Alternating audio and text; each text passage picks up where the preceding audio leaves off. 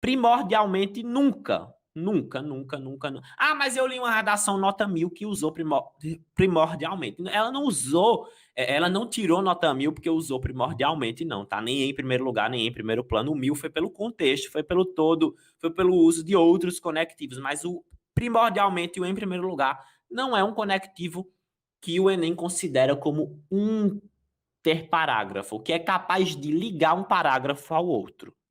O outro sim, que está aqui no desenvolvimento 2, ele é um interparágrafo. Ele conecta o D2 com o D1. O portanto, que muito provavelmente e realmente está aqui na conclusão, ele liga a conclusão com o desenvolvimento 2.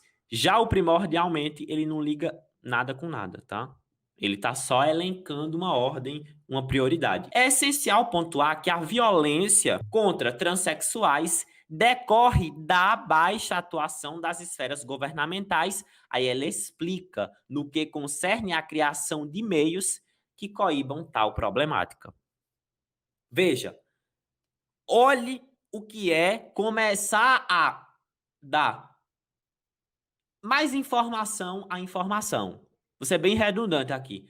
Perceba comigo o que é começar a dar mais informação para a informação. O que é que eu estou querendo dizer?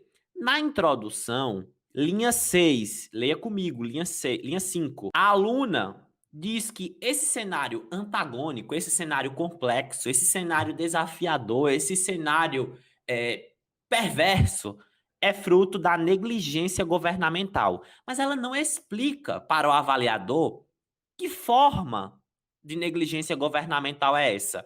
No que especificamente o governo está sendo negligente, está falhando.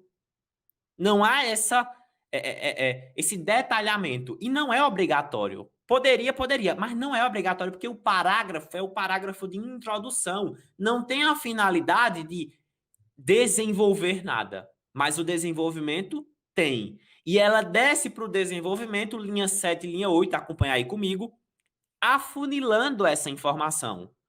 É uma baixa atuação, olha aí que já está sendo mais específica, não é só negligência, é negligência em relação à baixa atuação. Em relação ao quê? Aí ela vai aqui de forma muito elegante e coloca, no que concerne a, muito bem craseado, criação de meios que coíbam tal problemática. Note como, para o avaliador, é diferente aquele aluno que desce para o desenvolvimento com a história de primordialmente é preciso pontuar a negligência governamental como causador do impasse. Tá errado fazer isso? Não tá.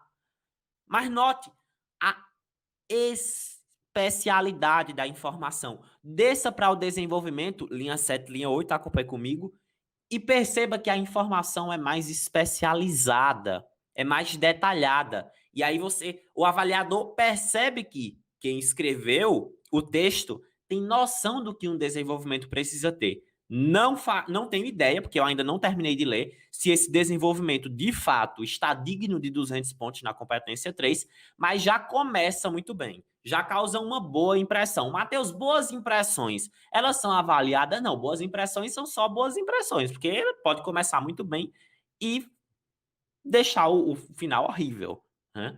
Então, boas impressões, não tem como isso ser critério de avaliação, mas a gente não tem como negar que é um ser humano que corrige a prova. Então, a forma como você começa, a forma como você desenvolve, tudo isso aí gera, sim, um certo sentimento no avaliador que, em tese, não é para interferir na nota, porque os critérios são muito objetivos. Os critérios de avaliação da redação do Enem, eles tentam ao máximo tornar a coisa direta, né, sem subjetividade, sem interferências de achismos do avaliador. Na prática, infelizmente, a gente vê que, mesmo que de forma muito pequena, mesmo que de forma muito ínfima, eu poderia dizer assim, a subjetividade acaba interferindo, tá? Por exemplo, eu já vi redações que a proposta de intervenção estava completa, tinha agente válido, ação válida, meio válido, detalhamento válido e efeito válido. Elementos válidos na teoria. Mas na prática, um avaliador olhou assim e disse: não, Isso daqui não é detalhamento, isso aqui é você tá enrolando. E não deu nota máxima na competência 5. Eu já vi propostas de intervenção de alunos que, na teoria, tinham apresentado, inserido os 5 elementos. Mas, na prática, o avaliador olhou assim e disse assim, putz, você colocou como agente o Tribunal de Contas da União. E colocou uma ação que não compete a esse órgão. E eu tô falando isso porque eu já fiz a leitura dezenas de vezes do Manual dos Avaliadores da redação do Enem. E eu sei que quando o aluno coloca, por exemplo, o Poder Executivo deve criar leis. O Poder Executivo não cria leis, tá? É o Poder Legislativo. Mas eles têm uma certa parcimônia. Eles têm uma certa tolerância em relação a isso. Tá escrito no Manual dos Avaliadores. Tá escrito basicamente assim. Eu não vou lembrar com as palavras exatas, mas eles pedem assim. Ó, o aluno está terminando o ensino médio e a gente entende que ele não tem a obrigação de entender a diferença entre poder executivo, legislativo e judiciário. Tá escrito isso lá. Aí, e eles ainda colocam assim, tá até em negrito essa parte. Em caso de, tipo, basicamente ser um absurdo encaminhar para a supervisão. Tem todos esses detalhes na teoria. Na teoria. Na prática, o que nós vemos é avaliadores cortando elementos que não fazem sentido, tá? Aí, vou citar outro exemplo. Porque às vezes as coisas estão erradas, né? Estão erradíssimas.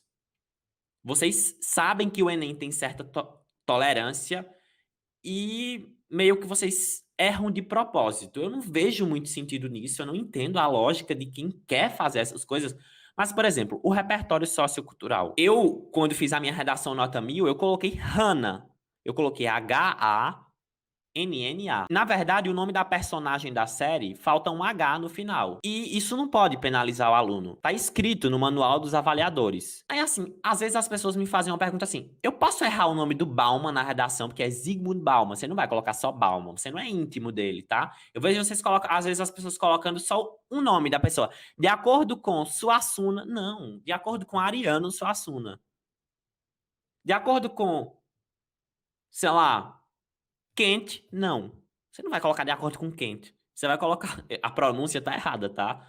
Você vai colocar de acordo com Immanuel Kant. Você não é íntimo do autor. Você não tá escrevendo para o seu amigo, você tá escrevendo um texto para um vestibular, um texto que vai colocar você, né, na universidade. Então valorize aí a formalidade da coisa. É o mínimo. Tá? Aproveitando o gancho, sempre que inserir um autor ou uma autora, coloque quem é aquela pessoa de forma muito resumida. Importante escritor, importante educador, mesmo que seja só essas duas palavrinhas aí, já dá uma legitimidade para aquilo que você está citando. Até porque o seu corretor, o avaliador da redação do Enem, ele é formado em letras, ele não é formado em história, nem em sociologia, nem em filosofia, então ele não tem a obrigatoriedade de conhecer aquele pensador, ou aquele aforismo, ou aquela série, ou aquele filme que você está citando no seu texto.